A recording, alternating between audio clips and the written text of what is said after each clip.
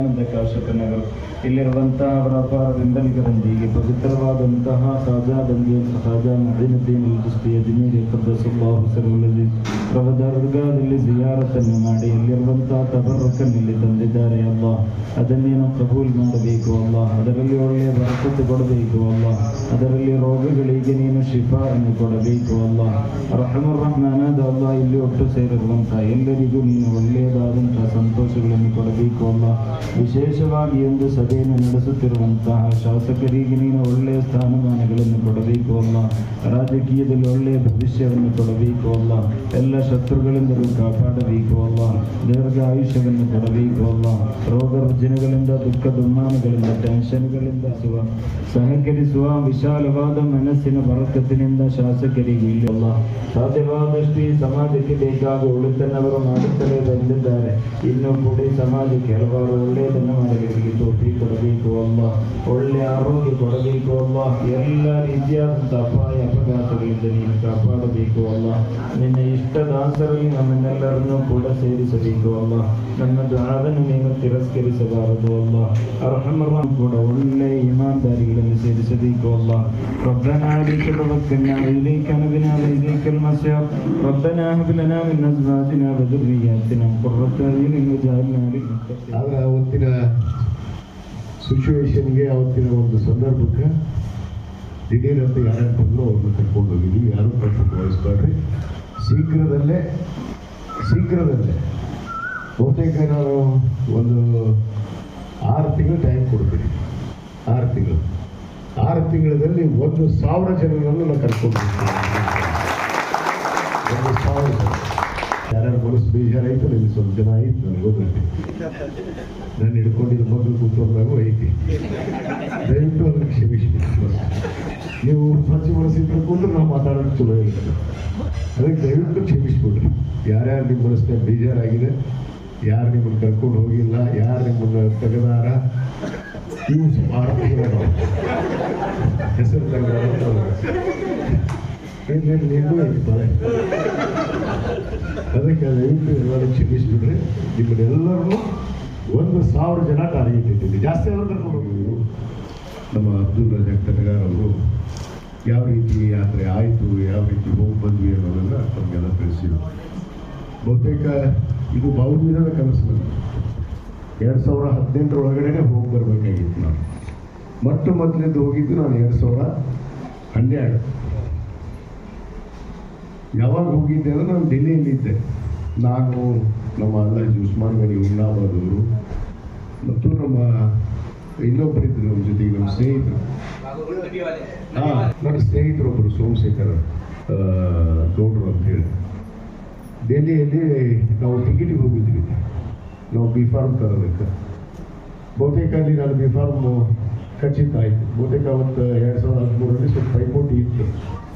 ಭಾಳಷ್ಟು ಜನ ಇಲ್ಲಿ ಟಿಕೆಟ್ ಕೇಳಿದವರು ಅವಾಗ ನಾನು ಡೆಲ್ಲಿಯವರು ಸೂಚನೆ ಕೊಟ್ಟರು, ಇಲ್ಲ ನಿಮ್ಮ ಟಿಕೆಟ್ ಕನ್ಫರ್ಮ್ ಆಗೈತಿ ಅಂತೇಳಿ. ಅವ್ರು 3 ದಿವಸ ಅವಾಗ ಅಂದ್ಕೊಂಡ್ರು, ಈಗ ಸಾಹೇಬ್ ಏನು ಮಾಡೋಣ, ಜಲ್ದಿ ಊರಿಗೆ ಹೋಗಿ ಏನು ಮಾಡೋದು ಅಂತೇಳಿ. ಟಿಕೆಟಿನ ಬೆಂಗಳೂರಿಗೆ ಬಂದಂತ ಹೋಗ್ಬೇಕು ನಾವು ಬಿ ಫಾರ್ಮ್. ಅದಕ್ಕೆ ಏನು ಮಾಡೋಣ, 2-3 ದಿವಸ ಖಾಲಿ ಐತೆ ಅಂದಾಗ, ಇಲ್ಲಡ್ರಿ ಇದಕ್ಕೆ ಹೋಗ್ರು ಅಜ್ಮೇರ್ ಹೋಗ್ಬಿಡೋಣ ಅಂತಂದ್ರು. ಆಗಿದ್ದಾಗ 3-4 ಜನ ಗಾಡಿ ತರಿಸ್ಕೊಂಡು, ಇನೋವಾ ಗಾಡಿ ತರಿಸ್ಕೊಂಡ್ವಿ. ಗಾಡಿಯಾಗ ಹತ್ತಿದ್ವಿ. ಸೀದಾ ಅಜ್ಮೇರ್ಗೆ ಹೋಗಿ ದರ್ಶನ ಮಾಡಿಕೊಂಡು ಅಜ್ಮೇರ್ನೊಳಗೆ ನಾನು ಬೆಳ್ಕೊಂಡು ಬಂದಿದ್ದೆ. ನನ್ನ ತಪ್ಪನ್ನು ಹೋಗ್ಬೇಕಲ್ಲ ನಿಮ್ಮ ಮುಂದೆ. ನಾನು ಬೆಳ್ಕೊಂಡು ಬಂದಿದ್ದೆ. ನಾನು ಗೆದ್ರೆ ವಾಪಸ್ ಬಂದು ನಿಮ್ಮ ದರ್ಶನ ಪಡಿತೀನಿ ಅಂತ ಹೇಳಿ ಬಂದಿದ್ದೆ. ಆದ್ರೆ ನಾನು ಗೆದ್ದೆ, ಆದ್ರೆ ನಾನು ವಾಪಸ್ ಹೋಗಲಿಲ್ಲ. ಅದು ಮಾಡಿದ್ರೆ ತಪ್ಪು ಅನ್ನೋ ಮಾತನ್ನು ನಾನು ಇವತ್ತು ಅರಿವಿಂದ ಹೇಳ್ತಾ ಇದ್ದೀನಿ. ಮಾತು 18 ನಾನು ಬರ್ಬೇಕಾಗಿತ್ತು, ಹೋಗ್ಬೇಕಾಗಿತ್ತು. ನಾನು ಭಾಳ ಸರಿ ಕೆಲವಷ್ಟು ಮಂದಿ ಮುಂದೆ ಚರ್ಚೆ ಮಾಡಿದೆ. ನಾನು ಹೋಗೋಣ ಅಂತೇಳಿ ಅದು ಆಗಲಿಲ್ಲ. ನಾನು ಗಣೇಶ್ ಸಾಬ್ರಿಗೂ ಹೇಳಿದೆ 2-3 ಸರಿ. ಏನೋ ಕಾರಣಕ್ಕೆ ನಮ್ಗೆ ಆಗಿಲ್ಲ. ಅದು ಸೋಲ್ಬೇಕಾದ್ರೆ ಅದು ತಪ್ಪಿನಿಂದ ಸೋತಿರ್ಬೇಕು ಅದನ್ನು ಗುರುಗಳು ಇವತ್ತು ಅಂತೀನಿ. ಯಾರ ತಪ್ಪಿನಿಂದ ನಾನು ಸೋತಿಲ್ಲ, ಅದು ನನ್ನ ತಪ್ಪಿದ್ರೆ ನಾನು ಸೋತೀನಿ ಅನ್ನೋ ಮಾತು ಅದು ಆಯ್ತು. ಈ ಸರಿ ಇದು ಹಾಗೆ ಐತಿದ್ದು, ಹೋಗ್ಬೇಕು, ಇವತ್ತು ಹೋಗ್ಬೇಕು, ನಾಳೆ ಹೋಗ್ಬೇಕು. ಇದು 1ನೇ ವರ್ಷ ಇದ್ರೆ ಚಲೋ, ಅದು 2 ವರ್ಷ ಮುಗೀತು. 2 ವರ್ಷ ಮುಗಿದ ಮೇಲೆ ಇನ್ನ ಹಂಗೆ ಇವತ್ತು ಹಂಗೆ ನಮ್ಮ ರಜಾಕ್ ಬಾಯಿಗೆ ಹೇಳ್ತಿದ್ವಿ, ನಮ್ಮ ಮೌಲಾನವ್ರಿಗೆ ಹೇಳಿದ್ವಿ, ಅನೇಕ ಜನ ಹೇಳಿದ್ದೆ ನಾನು ಹೋಗೋಣ ಅಂತೇಳಿ ಆಗಲೇ ಇಲ್ಲ. ಕಡೆಗೆ ಈ ವರ್ಷ ಹುಟ್ಟದ ಹಬ್ಬ ಇತ್ತು, ಜುಲೈ 1 ನಾನು ಹುಟ್ಟಿದ ಹಬ್ಬ. ತಮಿಳುನಾಡು ಹುಟ್ಟಿದ ಹಬ್ಬ ಇಲ್ಲಿ ಬಂದ್ರೆ ಇದು ಹುಟ್ಟಿದ ಹಬ್ಬ ಬೇರೆ ಆಗುತ್ತೆ, ಇದನ್ನು ತ್ಯಾಗ ಮಾಡ್ಬೇಕು. ಕುಚ್ ಪಾನೆ ಕೆ ಲಿಯೆ ಕುಚ್ ಕೋನಾ ಪಡ್ತಾ है, ಕುಚ್ ಪಾನೆ ಕೆ ಲಿಯೆ ಕುಚ್ ಕೋನಾ ಪಡ್ತಾ है ಅಂತೇಳಿ ಈ ಹುಟ್ಟಿದ ಹಬ್ಬ ಬೇಡ ಸೀದಾ ಅಲ್ಲಿ ಹೋಗಿ ಅಜ್ಜರ ಆಶೀರ್ವಾದ ತಗೊಂಡು ತಪ್ಪನ್ನ ಸರಿ ಮಾಡ್ಕೊಂಬರ ನಡಿ ಅಂತೇಳಿ ನಾನು ಅದ್ರ ಜೊತೆಗೆ ನಾನು ಸಾಥ್ ಕೊಟ್ಟಂಥವ್ರು ನಮ್ಮ ಗದರಿಕೆಯವರು, ರಜಾಕ್ ಅವರು, ನಮ್ಮ ಹುಷೇರಿ ಅವರು, ನಮ್ಮ MD ಯೂನಿಸ್ ಮೌಲಾನ ಅವರು, ಅನೇಕ ಜನ, ರಫೀಕ್ ಇರ್ಬೋದು, ನಮ್ಮ ಸುಲೇಮಾನ್ ಚೌಕಾರ್ ಅವರು ಇರ್ಬೋದು, ಎಲ್ಲರೂ ಸಾಥ್ ಕೊಟ್ಟರು. ನಮ್ಮ ಅಲ್ತಾಫ್ ಅವರು ಎಲ್ಲರೂ ದಿಢೀರಂತ ಒಂದೇ ಕರೆಗೆ ನಮ್ಮ ಇವರು ಅಹಮದ್ ಬಾಬಾನ್ ಸಾಹೇಬ್ ತಪ್ಪು ತಿಳ್ಕೊಂಡ್ರು. ಅವ್ರಿಗೆ ಸ್ವಿಚ್ ಆಯ್ತು ಭಾಳ ಈಗ ನಮ್ಮ ಮ್ಯಾಗ ಬಿಟ್ಟರು ಏನು ಅವ್ರು ಯಾರು ಹೇಳಕ್ಕೆ ಇಚ್ಛೆ ಪಡ್ತಾರೆ. ಇದು ದಿಢೀರಂತ ಆಗಿದ್ದು. ನಾನು ಊರಿಗೆ ಬರಬೇಕಾಗಿತ್ತು, ಒಂದು ದಿವಸ ಬಂದ್ರೆ ಇನ್ನೂ ಒಂದು 100 ಮಂದಿ ಹಾಕಿದ್ರಿ, ಇನ್ನೂ ಒಂದು 100 ಮಂದಿ ಹಾಕಿದ್ರು. ಅದೇನಾಯ್ತು ನನಗೆ ಅನಿವಾರ್ಯ ಬರೋಕ್ಕಾಗಲಿಲ್ಲ. ನಾನು ಬೆಂಗಳೂರಾಗ ಉಳಿದೆ. ಇಲ್ಲಿ ಇವ್ರಿಗೆ ಹೇಳಿದೆ, ನಮ್ಮ ಮಾತೇಶ್ನವ್ರ ಗುಂದಾಗ ಮತ್ತು ಇವ್ರಿಗೆ ನಮ್ಮ ಅಂಬರೀಷ್ ಮುದುಗಲ್ಲಾಗ ಎಲ್ಲರಿಗೂ ಹೇಳಿದೆ, ಯಾರ್ಯಾರು ಬರ್ತಾರಪ್ಪ ಉಸುರು ಲಿಸ್ಟ್ ಮಾಡಿ ಕರ್ಕೊಂಡು ಬರ್ರಿ ಅಂತ. ಅವ್ರು ಪಟ ಲಿಸ್ಟ್ ಮಾಡಿದ್ರು. ಲಿಸ್ಟ್ ಮಾಡಿ ಹಂಗೆ ಇಷ್ಟು ಮಂದಿ ಆದ್ರು ಟಿಕೆಟ್ ಬುಕ್ ಮಾಡಿಬಿಡ್ರಿ ಅಂತ. ಯಾವುದೂ ಲೇಟ್ ಮಾಡಿಸಿಲ್ಲ, ಯಾವುದೂ ಲೇಟ್ ಇಲ್ಲ. ಇದು ಆಗಿದ್ದು ಕೇವಲ 4 ದಿವಸದಲ್ಲಿ ಪ್ರೋಗ್ರಾಮ್, 4 ದಿವಸದಲ್ಲಿ. ನಾನು ಹುಟ್ಟಿದಬ್ಬ ಬರೋದಿಲ್ಲ ಊರಿಗೆ, ಹುಟ್ಟಿದಬ್ಬ ಮಾಡ್ಕೊಳ್ಳೋದಿಲ್ಲ. ನಾನು ಈ ಸರಿ ಆಶೀರ್ವಾದ ಪಡೆದ ಮೇಲೆ ಊರಿಗೆ ಬರ್ತೀನಿ ಅಂತ ಹೇಳಿದೆ. ಆಶೀರ್ವಾದ ಪಡೆಯೋದು ನಮ್ಮೆಲ್ಲರೂ ಹೇಳಿದ್ರೆ ಈ ವೇಷ್ಯ ಭವಿಷ್ಯ ನೋಡ್ರಿ, ನಿಮ್ಮ ಯಾವ ಜನಕ್ಕೆ ಈ ಕೇಸರಿ ಕಂಡ್ರೆ, ಕೇಸರಿ ನಮ್ಮ ಭಾರತ ದೇಶದ ಧ್ವಜದ ಮೇಲೆ ಐತಿ. ಕೇಸರಿ ಬಿಳಿ ಹಸಿರು, ಕೇಸರಿ ತ್ಯಾಗದ ಸಂಕೇತ. ತ್ಯಾಗ ಇದು, ತ್ಯಾಗ ಗೊತ್ತಾಗಿ ದುರ್ಬಳಕ ಮಾಡ್ಕೋತಾರೆ, ಕ್ರಾಂತಿಗೆ ಉಪಯೋಗ ಮಾಡ್ಕೊಳಕತ್ತಾರೆ ಈ ಜಗತ್ತಿನ. ನಮ್ಮ ಭಾರತ ದೇಶ ಧ್ವಜ ಮಾಡಿದ್ರಲ್ಲ ಕೇಸರಿ ಬಿಳಿ ಹಸಿರು ಬಹಳ ಅರ್ಥಪೂರ್ಣವಾದಂಥದ್ದು. ಬಹುತೇಕ ಅಲ್ಲಿ ಅಶೋಕ ಚಕ್ರ ಇಟ್ಟು ಅದು ಅರ್ಥ ಇತ್ತು, ಎಲ್ಲದಕ್ಕೊಂದು ಅರ್ಥ ಇತ್ತು. ಇವರು ಇದನ್ನು ದುರುಪಯೋಗ ಮಾಡ್ಕೊಳಕತ್ತಾರೆ. ಇದು ನಂಬುದು ಇದು ಯಾರು ಇದು ತ್ಯಾಗ, ಇದನ್ನು ಹಾಕ್ಕೊಂಡ್ರೆ ತ್ಯಾಗ ಮೊದಲಕ್ಕೆ ಮನೋಭಾವನೆ ಇತ್ತಂದ್ರೆ ಹಾಕ್ಕೊಂಡ್ರೆ, ಇಲ್ಲಿ ಹಾಕ್ಕೊಂಡ್ರೆ ನೀವು ದುಷ್ಟ ಹಾಕಿರಿ ಅನ್ನೋ ಮಾತು. ಗರೀಬ್ ನವಾಜ್ ಅವ್ರದ್ದು ಬಣ್ಣ ಯಾವುದು? ಕೇಸರಿ ರೀ ಗುರುಗಳ. ಅದಕ್ಕೆ ಹಿಂಗೆ ಹಾಕೊಂಡು ಬಂದಿದ್ದು. ಅವರು ಹಾಕಿದ್ದು ಗುರುಗಳ. ನಮ್ಮ ಇವ್ರ ನೇಯ ಸಾದಿಕ್ ಬಾಯಿ ಅಶ್ರಫ್ ಅವ್ರ ಮಗ ಪಾಪ ಭಾಳ ಒಳ್ಳೆಯ ದರ್ಶನವನ್ನು ಕೊಟ್ಟರು, ನಮಗೆ ದುವಾ ಮಾಡಿದ್ರು, ಆಶೀರ್ವದಿಸಿದ್ರು. ಏನಲ್ಲಿ ಒಂದು ಪವಿತ್ರವಾದ ಕ್ಷೇತ್ರದಲ್ಲಿ ಏನೇನು ನಮಗೆ ಅನುಭವ ಆಗಬೇಕಾಗಿತ್ತು. ಮೊದಲೇ ಸಾರಿ ಹೋದಾಗ ಇಷ್ಟ ಆಗಿದ್ದಿಲ್ಲ ನನಗೆ. ನಾನು ದರ್ಗಾ ಹೋಗಿದ್ದೆ, ದರ್ಶನ ಮಾಡಿಕೊಂಡು ಅಲ್ಲಿ ಪುಷ್ಪವನ್ನು ಹಾಕಿ ಹಾಗೆ ನಾನು ದರ್ಶನ ಮಾಡ್ಕೊಂಡು ಬಂದ್ಬಿಟ್ಟಿದ್ವಿ. ಆದರೆ ಈ ಸಾರಿ ಹೋದಾಗ ನನಗೆ ಆದಂಥ ಅನುಭವ ಏನಿದೆಯಲ್ಲ ಅದು ನನಗೆ ಗೊತ್ತೈತಿ, ನನ್ನ ಆತ್ಮಕ್ಕೆ ಗೊತ್ತೈತಿ, ನನಗೆ ಗೊತ್ತೈತಿ. ಅದರಂಥ ಅನುಭವ ನೀವು ನಿಜವಾಗ್ಲೂ ಪಡಿಬೇಕಂದ್ರೆ ಅಲ್ಲಿ ಹೋಗಿ ಬರ್ಬೇಕು, ಅವಾಗ ನಿಮ್ಗೆ ಗೊತ್ತಾಗುತ್ತೆ. ಇಲ್ಲಾಂದ್ರೆ ಗೊತ್ತಾಗಲ್ಲ. ನಿಮ್ಗೆ ಅನುಭವ ಅಲ್ಲಿರುವಂಥ ಒಂದು ಅಗಾಧವಾದ ಶಕ್ತಿ. ಬಹುತೇಕ ಅವರ ಬಗ್ಗೆ ನಾವು ಇತಿಹಾಸ ಓದಿರಲಿಲ್ಲ, ಭಾಳ ಜನಕ್ಕೆ ಗೊತ್ತಿಲ್ಲ, ನನಗೂ ಗೊತ್ತಿರಲಿಲ್ಲ. ಅಲ್ಲಿ ಹೋದ್ಮೇಲೆ ನಾನು ಭಾಳಷ್ಟು ತಿಳ್ಕೊಂಡೆ. ಅವರು ನಮ್ಮ ಬೇರೆ ಯಾವ ದೇಶದಲ್ಲಿ ಇರಾನ್ನಿಂದ ಬಂದವರು ಪೂಜ್ಯರು. ಇರಾನ್ನಿಂದ ಬಂದು ಇಲ್ಲಿ ಅಭ್ಯಾಸವನ್ನು ಮಾಡಿ ಏನು ಸೂಫಿ ಸಂತರು ಬಹಳಷ್ಟು ವಿದ್ಯಾಭ್ಯಾಸವನ್ನು ಪಡೆದು ಈ ದೇಶದ ತತ್ವ ಸಿದ್ಧಾಂತಕ್ಕೆ ಅನುಗುಣವಾಗಿ ಅಂದಿನ ಕಾಲದಲ್ಲಿ ಬಹುತೇಕ ಅನೇಕ ಜನ ಬಡವರಿಗೆ, ಯಾಕೆ ಗರೀಬ್ ನವಾಜ್ ಅಂತಾರಂತಂದ್ರೆ ಬಡವರು ಬಂದು ಯಾವ ಜಾತಿ ಮತ ಭೇದವನ್ನು ನೋಡಲಿಲ್ಲ. ಅವ್ರು ಯಾವತ್ತು ಯಾರು ಕಷ್ಟದಲ್ಲಿದ್ದಾರೆ, ಯಾವುದೇ ಜಾತಿ ಇರಲಿ, ಅವ್ರಿಗೆ ಸೀದಾ ಅವ್ರ ಹತ್ರ ಕಷ್ಟ ಕೇಳ್ಕೊಂಡು ಹೋದ್ರೆ ಒಂದು ಉದಾಹರಣೆ ಹೇಳ್ತೀನಿ. ಒಬ್ಬ ಯಾರೋ ಪರಿಶಿಷ್ಟ ಜಾತಿಗೆ ಹೊಂದಿದಂಥ ಒಬ್ಬ ವ್ಯಕ್ತಿ ಆ ಪೂಜ್ಯರ ಹತ್ರ ಹೋಗ್ತಾರೆ. ಹೋಗಿ ನನಗೆ ಈಗ ತೊಂದರೆ ಐತಿ, ನನಗೊಂದು ಎಕರೆ ಭೂಮಿ ಬಿಡಿಸ್ಕೊಡ್ರಿ, ನನಗೆ ಏನೂ ಇಲ್ಲ ಜೀವನ ಮಾಡೋದಕ್ಕೆ, ನಾನು ದುಡಿಬೇಕು, ಅದಕ್ಕೊಂದು ಎಕರೆ ಭೂಮಿ ಬಿಡಿಸ್ಕೊಡ್ರಿ ನನಗೆ ಎಲ್ಲರ ಪೂಜ್ಯರ. ಆವಾಗ ಏನು ಮಾಡ್ತಾರೆ, ಹೌದಾ ನಿನಗೆ ಜಮೀನು ಬೇಕಾ, ನೀನು ಇದು ಏನು ಒಕ್ಕಲ್ತನ ಮಾಡ್ತಿ, ದುಡಿತಿ ಅಂತಂದ್ರೆ ಅಂತೇಳಿ ಸೀದಾ ಅಕ್ಬರ್ನ ಹತ್ರ ಕರ್ಕೊಂಡು ಹೋಗ್ತಾರೆ. ಅಕ್ಬರ್ ಅವ್ರಿಗೆ ಒಂದು ಸಂದೇಶ ಕೊಡ್ತಾರ, ನಾ ಬರ್ತೀನಿ ನಿಮ್ಗೆ ಭೇಟಿಗೆ ಅಂದ್ಕೊಳ್ಳೋಣ. ಅವರು ಇಡೀ ರಾಜಧಾನಿ ಎಲ್ಲ ಮಂದಿನ ಹೊರಗೆ ನಿಂದ್ರಿಸಿ ಅವರಿಗೆ ವೆಲ್ಕಮ್ಗೆ ಸ್ವಾಗತ ಮಾಡಕ್ಕೆ ನಿಂತಿರ್ತಾರಂತ, ಅಷ್ಟು ಮಂದಿ ಕರ್ಕೊಂಡು ಇವ್ರು ಹೋಗ್ತಾರಂತ ಕರ್ಕೊಂಡು. ಏನಿಲ್ಲ ಕೆಲಸ ಐತೆ ಅಂತಾರೆ, ಬರೀ ಬುದ್ಧಿ ಏನೈತೆ ಹೇಳ್ರಿ, ಏನಿದ್ರೆ ಹೇಳ್ರಿ, ಏನು ಮಾಡ್ತೀವಿ, ರಾಜ ಅಷ್ಟು ಗೌರವ ಕೊಡ್ತೀವಿ ಈ ಪುಸ್ತಕಕ್ಕೆ. ಅವಾಗ ಅವ್ರು ಹೇಳ್ತಾರೆ, ಈ ಮನುಷ್ಯನಿಗೆ ಕೇವಲ 2 ಎಕರೆ ಹೊಲ ಕೊಡುವಲ್ಲಿ ನಮ್ಮ ಇದರ ಹತ್ರ ಅಜ್ಮೀರ್ದೊಳಗೆ, ಇವ್ರ ಪಾಪ ಇವ್ರಿಗೆ ಏನೇ ಇಲ್ಲ, ಏನೇ ನಿರ್ಗತಿಕಲ್ಲ, ಅವ್ನು ದುಡ್ಕೊಂಡು ತಿಂತಾನ 2 ಎಕರೆ. ಅಕ್ಬರ್ ಅವರು ಬರೀ 2 ಎಕರೆ ಏನು ಕೇಳ್ತೀರಿ ಬುದ್ಧಿ, ಪೂರಾ ಅಜ್ಮೀರ್ನ ನಿಮ್ದು ಹೋರಿ ಅಂತೇಳಿ ಬರೆದು ಕೊಟ್ಬಿಟ್ರು. ಅಜ್ಮೀರ್ನ ಬಂದು ಕೊಟ್ಬಿಟ್ರು ಅಕ್ಬರ್ ಅವರು. ಆ ಕಾಲದಲ್ಲಿ ಭಾಳ ಗತಿ ಕೇಳಿ ಬಂದೆ ನಾನು. ಅಕ್ಬರ್ ಅವ್ರಿಗೆ ಮಕ್ಕಳಾಗಿದ್ದಿಲ್ಲಂತೆ, ಗಂಡ ಸಂತಾನ ಬೇಕು ಅಂತ ಹೇಳಿ ಗರೀಬ್ ನವಾಜ್ ಹತ್ರ ಹೋಗಿ ಬೇಡ್ಕೊಂಡಿದ್ರು. ಅವರಿಗೆ ಗಂಡ ಸಂತಾನ ಆಯಿತು ಅಕ್ಬರ್. ಇದು ಕೂಡ ಇತಿಹಾಸ. ಶಹಜಾನ್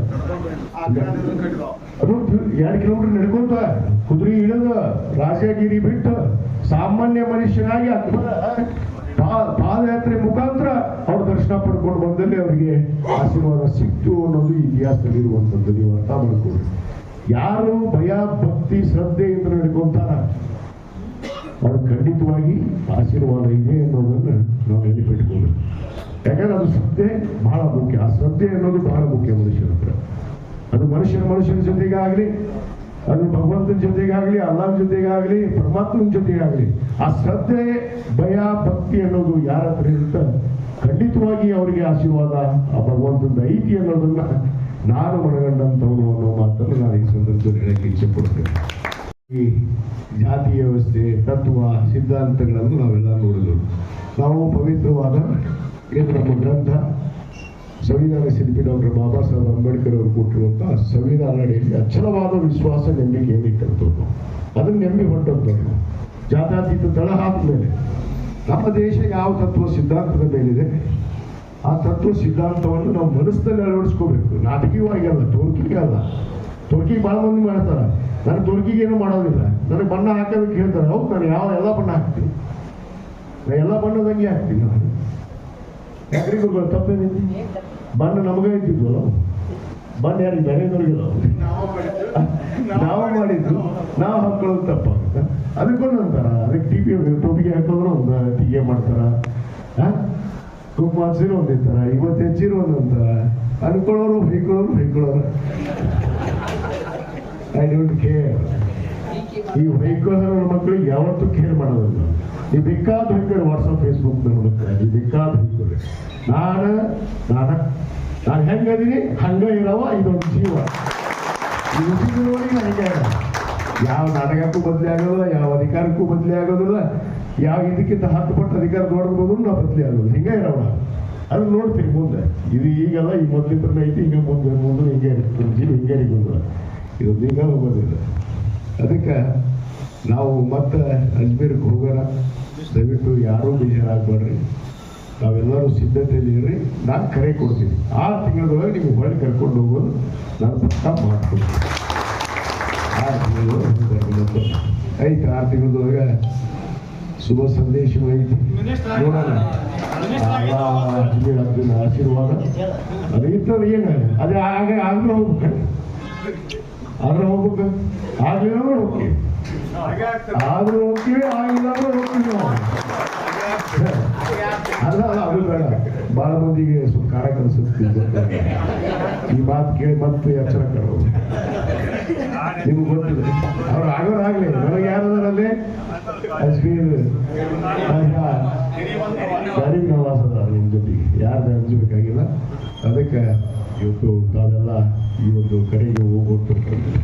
ನಮ್ಮ ಮೌಲಾನವ್ರು ಹೇಳಿದ್ರು, ನೀವು ಅಷ್ಟೇ ಮನೆಯಾಗ ನಾವು ಪ್ರಸಾದ ತೊಗೊಂಡ್ಬಂದಿದ್ವಿ, ನಿಮಗಂತರ ಜಾಸ್ತಿ ತೊಗೊಂಡಿದ್ವಿ ನಾವು ರವೀಂದ್ರ ಪ್ರಸಾದ್. ಅದನ್ನೆಲ್ಲರಿಗೂ ಹಂಚ್ಕೊಳ್ಬೇಕು ಅನ್ನೋದು ನಮ್ಮ ಉದ್ದೇಶ ಇತ್ತು. ಅದಕ್ಕೆ ನಮ್ಮ ನಾಸಿಕ್ ಕರ್ನೂಲ್ ಅವರು ಮತ್ತು MD ಮೌಲಾನ MD ಯೂನುಸ್ ಅವರು ಇಲ್ಲ ಇದೊಂದು ಕಾರ್ಯಕ್ರಮ ಮಾಡಿ ಎಲ್ಲರಿಗೂ ಕರ್ಕೊಂಡು ಹೋಗಿಲ್ಲ ಅಂದ್ರೆ ಅವ್ರಿಗೆ ಅಟ್ಲೀಸ್ಟ್ ಪ್ರಸಾದ ಕೊಡೋಣ, ಅವರು ಆಸೆ ಇರುತ್ತೆ. ಅದಕ್ಕೆ ಅದರ ಜೊತೆಗೆ ಈ ಒಂದು ಕಾರ್ಯಕ್ರಮ ಮಾಡೋಣ ಅಂತ ಹೇಳಿದ್ರು. ಅದಕ್ಕೆ ಮಾಡಿದ್ದೀವಿ. ಅವೆಲ್ಲ ಬಂದಿದ್ದಕ್ಕೆ ನನ್ನ ವೈಯಕ್ತಿಕವಾಗಿ ತಮಗೆಲ್ಲರಿಗೂ ಮತ್ತೊಮ್ಮೆ ನಮ್ಮ ಪೂಜ್ಯರ ಆದಿಯಾಗಿ ಎಲ್ಲರಿಗೂ ಕೂಡ ನಾನು ಧನ್ಯವಾದಗಳು ಅರ್ಪಿಸಿ ನನ್ನ ಎರಡು ಮಾತನ್ನು ಮುಗಿಸ್ತೀನಿ. ಕಟ್ರಿ ಇನ್ಶಾಲ್ಲ ಆರಾಮಾಗ್ತದೆ.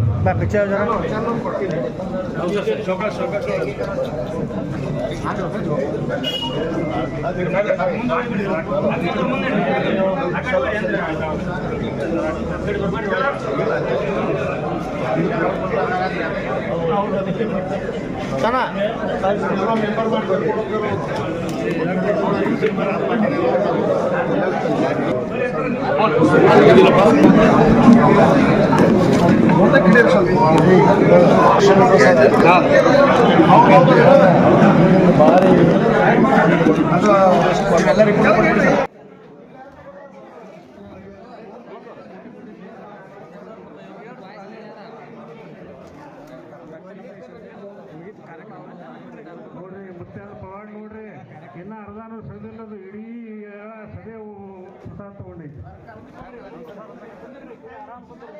ಬರ್ಕಂತೈತಿಲ್ಲ ಸದ್ದು ಪವಾಡ್ ನೋಡಕತ್ತಾರೆ ನಮ್ಮಿಂದ ಒಂದು ಹಾಕೋರಿ